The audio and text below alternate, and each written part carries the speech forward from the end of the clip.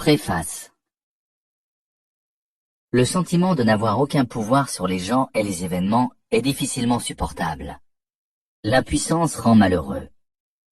Personne ne réclame moins de pouvoir, tout le monde en veut davantage. Dans la société d'aujourd'hui, cependant, il est dangereux de paraître avide de pouvoir, d'afficher ses ambitions. Il faut montrer des dehors impeccablement décents et honnêtes. Mieux vaut donc faire preuve d'un certain sens des nuances, se montrer sympathique et liant, mais n'en être pas moins habile, voire retors. Cette constante duplicité rappelle tout à fait la dynamique du pouvoir jadis en vigueur à la cour. Tout au long de l'histoire, une cour s'est en effet toujours formée autour du personnage investi du pouvoir, roi, reine, empereur, dictateur.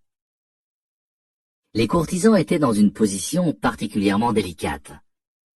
Il leur fallait bien sûr servir leur maître, mais s'ils paraissaient trop serviles, s'ils cherchaient trop ouvertement à gagner ses faveurs, les autres courtisans ne manquaient pas de le remarquer et de leur mettre des bâtons dans les roues. Par conséquent, les tentatives pour entrer dans les bonnes grâces du souverain devaient être subtiles. Et même les courtisans talentueux, capables d'une telle ingéniosité, devaient se protéger de leur père, qui à tout moment intriguait pour les évincer. En même temps, la cour était censée être le comble de la civilisation et du raffinement. On désapprouvait les actions violentes ou la recherche trop ouverte du pouvoir. Les courtisans ourdissaient secrètement contre ceux des leurs qui utilisaient la force. C'était là leur dilemme. Tout en étant un parangon d'élégance, chacun devait se montrer plus malin que ses rivaux et contrecarrer leurs projets de la manière la plus voilée. Avec le temps, le courtisan habile apprenait à agir de manière indirecte. S'il frappait son adversaire dans le dos, c'était avec un gant de velours et le plus charmant sourire. Au lieu d'utiliser la coercition ou la trahison pure et simple, le parfait courtisan traçait son chemin grâce à la séduction et au charme. Il appliquait une tactique consommée de manipulation, planifiant toujours plusieurs coups à l'avance. La vie à la cour était un jeu sans fin qui nécessitait une vigilance constante et de la stratégie. Une guerre feutrée. De nos jours, on se heurte au même étrange paradoxe. Tout doit paraître civilisé, décent, démocratique et juste. Mais si on applique ces règles à la lettre, on se fait écraser par plus malin que soi. Pour citer le grand diplomate et courtisan de la Renaissance Nicolas Machiavel, celui qui veut en tout et partout se montrer homme de bien ne peut manquer de périr au milieu de tant de méchants. La cour se voulait le summum du raffinement, mais sous ce vernis bouillonnait un infernal chaudron de pulsions brutales, cupidité, envie, luxure, jalousie, haine. Le monde d'aujourd'hui se croit au fait de la justice, et pourtant les mêmes vices immondes sont tapis en chacun de nous, comme autrefois. Le jeu n'a pas changé. Extérieurement, on est censé y mettre les formes, mais à part soi, à moins d'être stupide, il faut apprendre à suivre le conseil de Napoléon. Avoir une main de fer dans un gant de velours. Si, comme les courtisans de jadis, vous pratiquez l'art du louvoiement en apprenant à séduire, charmer, manipuler subtilement vos adversaires, vous atteindrez les sommets du pouvoir. Vous serez capable de plier les gens à votre volonté sans qu'ils s'en aperçoivent. Et si d'aventure ils le font, ils céderont et ne vous en voudront même pas. À entendre certains, le fait de jouer délibérément au jeu du pouvoir, même indirectement, est malfaisant et asocial. C'est une relique du passé. Ceux-là prétendent ne pas se compromettre à ce jeu, comme si le pouvoir ne les concernait en rien. Méfiez-vous d'eux, car tandis qu'ils professent ouvertement cette opinion, ce sont souvent eux les plus féroces. Ils utilisent des stratégies qui masquent intelligemment leurs manœuvres. Ils font étalage de leur faiblesse et de leur impuissance comme s'il s'agissait là de vertu. Mais la véritable impuissance, celle qui est dénuée d'arrière-pensée intéressée, ne se vante pas de sa fragilité pour gagner la sympathie ou le respect. Le fait d'exhiber sa faiblesse n'est autre qu'une stratégie particulièrement retorse, efficace et subtile. Voir loi 22, capituler à temps. Une autre tactique hypocrite est d'exiger l'égalité de tous en tout. Chacun, indépendamment de son statut et de sa force, devrait, paraît-il, être logé à la même enseigne. Or, si pour éviter la souillure du pouvoir, on tente d'appliquer ce principe, on se heurte à un problème. Certains font mieux certaines choses que d'autres. Traiter tout le monde de manière identique équivaudrait donc à ignorer les différences, à promouvoir les moins doués et à laminer ceux qui sortent du lot. Là encore, beaucoup de ceux qui se conduisent ainsi appliquent en réalité une autre stratégie de pouvoir. Récompenser les gens selon des critères que l'on a soi-même définis. Un autre moyen encore de ne pas s'impliquer dans le jeu est de paraître parfaitement intègre et transparent, puisque ceux qui recherchent le pouvoir se complaisent dans la manipulation et le secret. Mais l'honnêteté absolue blesse inévitablement beaucoup de monde et attire maintes vengeances. Personne ne jugera votre attitude complètement innocente, et à juste titre.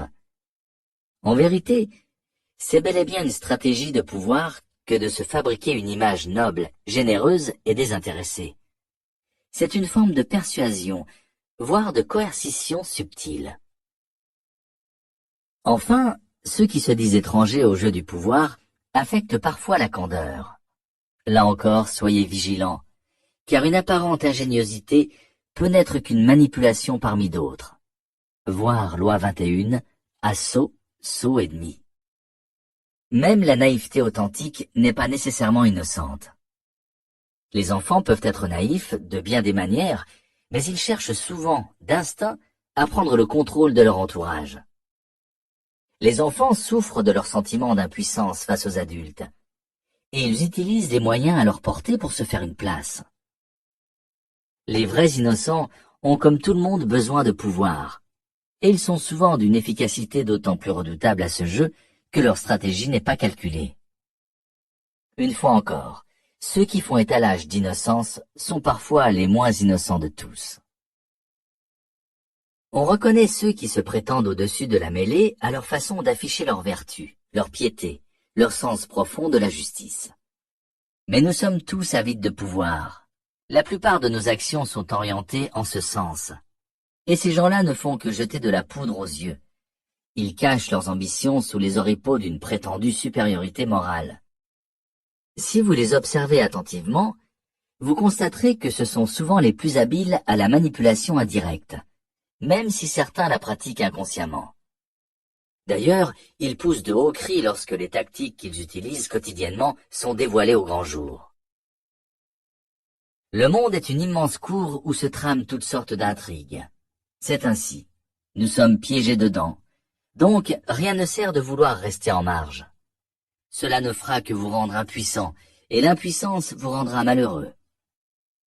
Au lieu de nier l'évidence, au lieu de vous trouver des excuses, de vous plaindre et de vous culpabiliser, tâchez d'exceller dans la course au pouvoir. En fait, meilleur on est dans ce domaine, meilleur on est en tant qu'ami, amant, époux et homme, tout simplement. En suivant la voie du parfait courtisan, voir loi 24, soyez un courtisan modèle, vous apprendrez à renvoyer aux autres une plus flatteuse image d'eux-mêmes. Vous deviendrez pour eux une source de plaisir. Ils auront besoin de vous, ils rechercheront votre présence. Si vous parvenez à maîtriser les 48 lois illustrées dans ce livre, vous leur épargnerez la souffrance qu'inflige un pouvoir mal géré. Car ce mal guette ceux qui jouent avec le feu sans savoir qu'il brûle. La recherche du pouvoir étant inévitable, mieux vaut y être brillant que nul. Pour exceller au jeu du pouvoir, il faut acquérir une certaine vision du monde, changer de perspective. Cela ne vient pas en un jour et demande des efforts. Quelques techniques de base sont indispensables. Une fois maîtrisées, elles facilitent considérablement l'application des lois. La plus importante de ces techniques, elle est en vérité incontournable, est la capacité de maîtriser ses émotions. Une réaction épidermique aux événements de la vie est tout bonnement rédhibitoire. C'est une erreur qui fait payer très cher le soulagement éphémère d'avoir pu exprimer ses sentiments. Les émotions obscurcissent la raison. Elles empêchent de juger la situation clairement, donc d'y remédier et de la maîtriser. La colère est la plus destructrice des réactions affectives, car c'est celle qui brouille le plus le jugement. Elle induit une réaction en chaîne, qui vous fait perdre pied et affermit la détermination de votre ennemi. Pour détruire un adversaire qui vous a blessé, faites plutôt en sorte qu'il ne soit pas sur ses gardes. Feignez la camaraderie au lieu de vous irriter. L'amour et l'affection sincères sont eux aussi potentiellement destructeurs, en ce qu'ils vous aveuglent sur les intérêts personnels de ceux que vous soupçonnez le moins de se battre pour le pouvoir. La colère ou l'amour ne se réprime pas, ne se renie pas, mais il faut s'appliquer à ne pas en être le jouet, être attentif à la manière dont on les exprime, et surtout, bâtir projets et stratégies sans en tenir le moindre compte. Toujours dans le domaine affectif, il faut apprendre à se distancier de l'instant présent et à envisager objectivement le passé et l'avenir. Tel Janus, le dieu romain à deux visages, gardien de toutes les portes, regardez dans les deux directions à la fois pour mieux appréhender le danger d'où qu'il vienne. C'est ainsi que vous devrez vous façonner, une face tournée vers l'avenir et l'autre vers le passé. En ce qui concerne l'avenir, ne baissez jamais votre garde. Rien ne doit vous prendre au dépourvu. Imaginez constamment les problèmes avant qu'ils ne surgissent. Au lieu de passer votre temps à rêver à l'heureux dénouement de votre projet, envisagez tous les changements possibles, toutes les catastrophes susceptibles de survenir. Plus loin vous regarderez, mieux vous saurez prévoir les futures étapes de votre plan avec une longueur d'avance, plus vous deviendrez puissant. Quant à l'autre face de Janus, si elle est tournée vers le passé, ce n'est ni pour rouvrir d'anciennes plaies, ni pour ruminer de vieilles rancœurs. Cela ne ferait qu'émousser votre pouvoir. Il est en effet essentiel d'apprendre à oblitérer les mauvais souvenirs qui vous rongent et qui troublent votre jugement. Le véritable objectif de ce regard en arrière est de tirer des leçons.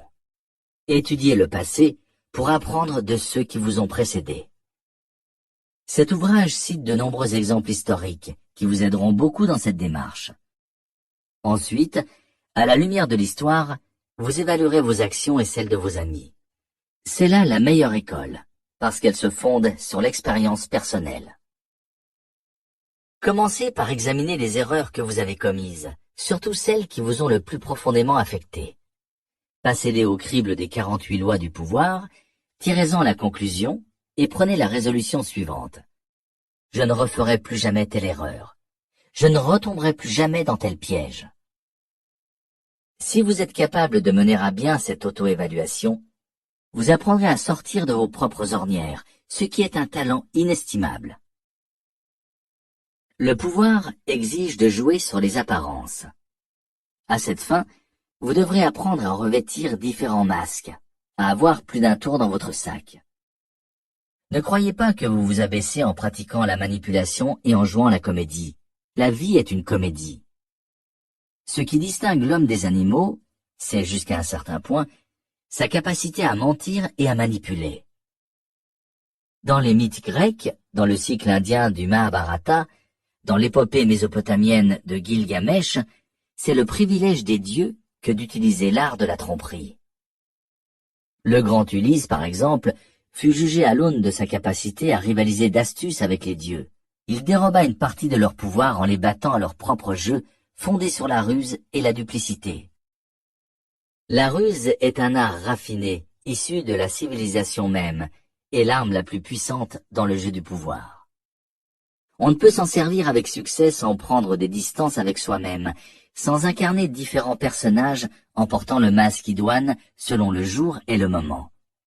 Devenez un caméléon. Vous perdrez cette lourdeur qui tire les gens vers le bas. Faites-vous l'acteur de votre propre rôle.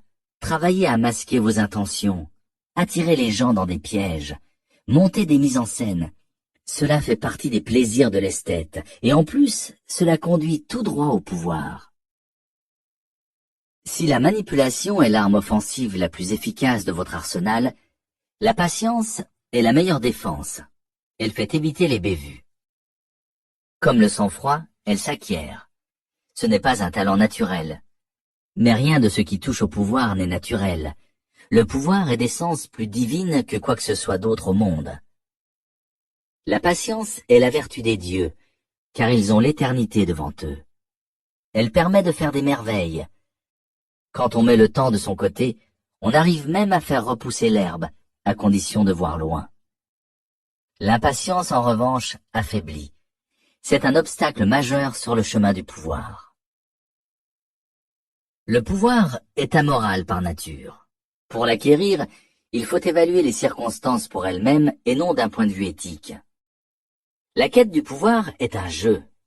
On ne répétera jamais assez. Et au jeu, on ne juge pas l'adversaire à ses intentions, mais à la portée de ses actes. On évalue sa stratégie et son pouvoir à leurs preuves visibles et tangibles. Combien de fois les meilleures intentions du monde ne sont-elles mises en avant que pour masquer une turpitude? A contrario, à quoi bon agir par philanthropie et désir de rendre service si cela conduit à la catastrophe? Les gens, fussent-ils de bonne foi, exhibent d'instinct les motivations les plus touchantes pour chacune de leurs actions. Apprenez à rire intérieurement chaque fois que vous les entendez protester de leurs louables intentions. Les étalages de bonnes intentions les plus émouvants ne sont que prétexte à l'accumulation du pouvoir. Voilà, c'est un jeu. Votre adversaire est assis en face de vous. Vous vous comportez tous les deux comme des gens du monde. Vous respectez les règles. Vous ne prenez jamais la mouche. Vous appliquez une stratégie et observez les coups de votre adversaire avec tout le calme et le détachement dont vous êtes capable. En fin de compte, vous apprécierez sa politesse et serez indifférent à ses motivations les plus retorses. Entraînez-vous à suivre d'un œil d'aigle les résultats de ses mouvements. Restez attentif aux éventuels changements sur l'échiquier et ne vous laissez pas distraire par quoi que ce soit d'autre. La moitié de la maîtrise du pouvoir provient de ce qu'on ne fait pas, de ce qu'on ne se permet pas. Pour cela, vous devez apprendre à évaluer toute chose d'après ce qu'elle vous coûte. Comme l'a écrit Nietzsche, la valeur d'une chose réside parfois non dans ce qu'on gagne en l'obtenant, mais dans ce qu'on gagne pour l'acquérir, dans ce qu'elle nous coûte. Peut-être atteindrez-vous votre but, et un but louable, mais à quel prix? Appliquez partout cette norme, notamment pour décider si vous allez collaborer avec quelqu'un ou lui rendre service. En définitive, la vie est courte. Certaines occasions ne se présentent pas tous les jours et vous avez un capital limité d'énergie à dépenser. Votre temps, notamment, n'est pas extensible. Ne gaspillez jamais un temps précieux. Ne vous tourmentez pas pour le compte des autres, ce serait trop cher le payer. L'arène du pouvoir est la société. Pour le conquérir et le garder, il vous faudra développer votre capacité à comprendre les autres. Comme l'a écrit le grand penseur et courtisan du XVIIe siècle, Balthazar Gracian, il y a bien de la différence entre entendre les choses et connaître les personnes, et c'est une fine philosophie que de discerner les esprits et les humeurs des hommes. Il est aussi nécessaire de les étudier que d'étudier les livres. Pour devenir le maître du jeu, il faudra vous montrer fin psychologue. Vous devrez discerner les motivations de vos partenaires à travers le nuage de fumée derrière lequel ils camouflent leurs actions. L'intelligence de leurs motivations cachées sera votre carte maîtresse au jeu du pouvoir. Elle vous ouvrira des possibilités illimitées de manipulation, de séduction et de tromperie. L'homme est d'une complexité infinie, et l'on peut passer sa vie à l'observer sans jamais le comprendre tout à fait. Alors ne perdez pas de temps. Gardez un principe en tête. Ne pas faire de différence entre ceux qu'on a à l'œil et ceux auxquels on se fie. Ne faites jamais aveuglément confiance à quiconque et restez vigilant avec tout le monde, même avec ceux auxquels vous lie amour ou amitié. Enfin, suivez votre bonhomme de chemin vers le pouvoir par des voies détournées. Comme la boule de billard qui rebondit plusieurs fois avant de percuter son objectif, vos mouvements devront être prévus et exécutés de la manière la moins évidente possible. Si vous êtes rompu à tirer toujours dans les coins, vous ferez des prodiges à la cour. Tout en passant pour un parangon de bonne éducation, vous mettrez tout le monde dans votre poche et votre mouchoir par-dessus. Les 48 lois du pouvoir se présentent comme une sorte de manuel de l'art de biaiser, fondé sur les écrits de personnages qui ont étudié le jeu du pouvoir jusqu'à en devenir les maîtres. Leurs ouvrages couvrent une période de plus de 3000 ans, de l'Antiquité chinoise au XXe siècle, en passant par la Renaissance italienne. Vous y relèverez des tendances générales et des thèmes communs. Tous s'attachent à cerner l'essence du pouvoir, que nul n'a encore défini de façon exhaustive. Les 48 lois du pouvoir ont recueilli la quintessence de cette sagesse millénaire, extraite des travaux des plus illustres stratèges. Sun Tzu, Clausewitz, homme d'État, Bismarck, Talleyrand, courtisan, Castiglione, Gracian, séducteur, Ninon de l'Enclos, Casanova, et escroc, Yellowkid-Veil, de l'histoire. Ces lois ont un principe simple. Certains comportements renforcent presque toujours le pouvoir, respect de la loi, tandis que d'autres l'affaiblissent ou le réduisent à néant, violation de la loi. Ces principes sont illustrés par des exemples historiques. Les lois ont une valeur immuable et absolue. Les 48 lois du pouvoir autorisent différentes lectures. Si vous lisez le livre In extenso, en commençant par le début, vous y découvrirez un panorama général du pouvoir. Certaines lois ne vous sembleront pas concerner directement votre situation personnelle, pourtant, vous finirez probablement par trouver que toutes sont applicables, et de fait, liées entre elles. Une telle vue générale vous donnera les moyens de mieux évaluer vos actions passées et de mieux maîtriser vos affaires en cours. Cette approche suscitera en vous une réflexion dont le retentissement aura sur votre vie un effet durable.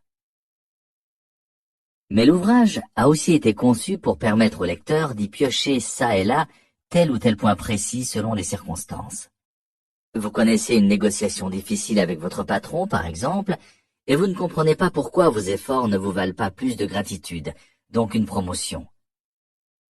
Plusieurs lois concernent les relations avec un supérieur. Dans ce cas, il est à peu près certain que vous en enfreignez une. En parcourant dans le sommaire la présentation de chaque loi, vous pourrez identifier celle qui vous concerne. Enfin, ce livre peut être parcouru pour le plaisir, comme une agréable promenade à travers les petites manies et les grands exploits de nos prédécesseurs. Un avertissement, cependant, à ceux qui pourraient choisir cette approche. On n'attrape pas un serpent par la queue juste pour voir. Le pouvoir est un miroir aux alouettes doté de propriétés hypnotiques. C'est un labyrinthe dans lequel on se perd avec une complaisance qui tourne bientôt à l'ivresse. En d'autres termes, plus on le prend au sérieux, plus cela devient amusant. N'approchez pas en dilettante un sujet aussi grave. Les dieux du pouvoir regardent d'un mauvais œil la frivolité. Ils ne comblent que leurs étudiants zélés et châtient ceux qui croient pouvoir se contenter de passer impunément un moment agréable. Celui qui veut en tout et partout se montrer homme de bien ne peut manquer de périr au milieu de tant de méchants. Il faut donc qu'un prince qui veut se maintenir apprenne à ne pas être toujours bon, et à en user bien ou mal, selon la nécessité. Nicolas Machiavel, 1469-1527, Le Prince, traduit par Jean-Vincent Périès. Les cours sont sans contredit le séjour naturel de la politesse et du savoir-vivre. Si cela n'était, elles seraient le théâtre du meurtre et de la désolation. Ceux qui maintenant se sourient et s'embrassent s'insulteraient et se poignarderaient si la bienséance et les formes ne s'interposaient entre eux. Lord Chesterfield, 1694-1773. Lettre à son fils, Philip Stanhope. Que les agneaux aient l'horreur des grands oiseaux de proie, voilà qui n'étonnera personne. Mais ce n'est point une raison d'en vouloir aux grands oiseaux de proie de ce qu'ils ravissent les petits agneaux. Et si les agneaux se disent entre eux, ces oiseaux de proie sont méchants, et celui qui est un oiseau de proie, aussi peu que possible, voire même tout le contraire, un agneau, celui-là ne serait-il pas bon? Il n'y aura rien à objecter à cette façon d'ériger un idéal, si ce n'est que les oiseaux de proie lui répondront par un coup d'œil quelque peu moqueur, et se diront peut-être « Nous ne leur en voulons pas du tout à ces bons agneaux, nous les aimons même, Rien n'est plus savoureux que la chair tendre d'un agneau. Friedrich Nietzsche, 1844-1900. Généalogie de la morale, traduit par Henri Albert. Les seuls moyens d'arriver à quelque chose avec les gens sont la force et le mensonge. L'amour aussi, dit-on. Mais cela équivaudrait à attendre le soleil, alors que dans la vie, on a besoin de chaque instant. Johann von Goethe, 1749-1832.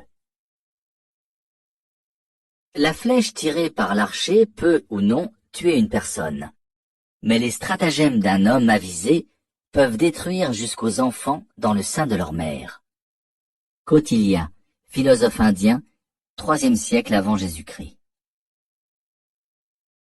Je me suis demandé comment expliquer le fait que l'homme met tout son talent à déployer tant de ruses, d'artifices et d'ingéniosité pour tromper son prochain et qu'il en résulte un monde plus beau.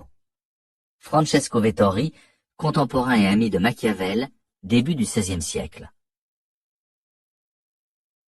Un homme qui se vante de ne jamais changer d'opinion est un homme qui se charge d'aller toujours en ligne droite, un niais qui croit à l'infaillibilité. Il n'y a pas de principe, il n'y a que des événements. Il n'y a pas de loi, il n'y a que des circonstances. L'homme supérieur épouse les événements et les circonstances pour les conduire. S'il y avait des principes et des lois fixes, les peuples n'en changeraient pas comme nous changeons de chemise. Honoré de Balzac, 1799-1850, le Père Goriot.